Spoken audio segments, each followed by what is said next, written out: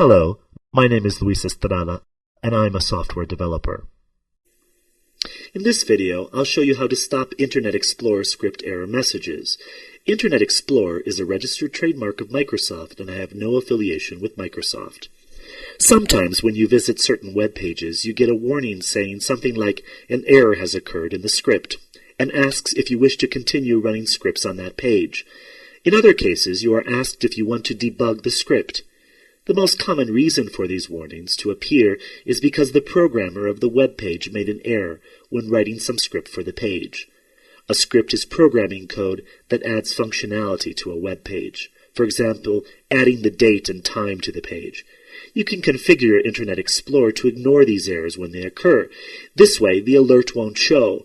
To accomplish this, select the Tools tab, then Internet Options.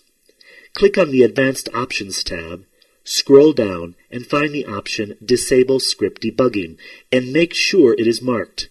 Then go further down, and there is another option that reads Display a notification about every script error. Deselect this option. Now press OK. I'm Luis Estrada, and I've just shown you how to use your web browser.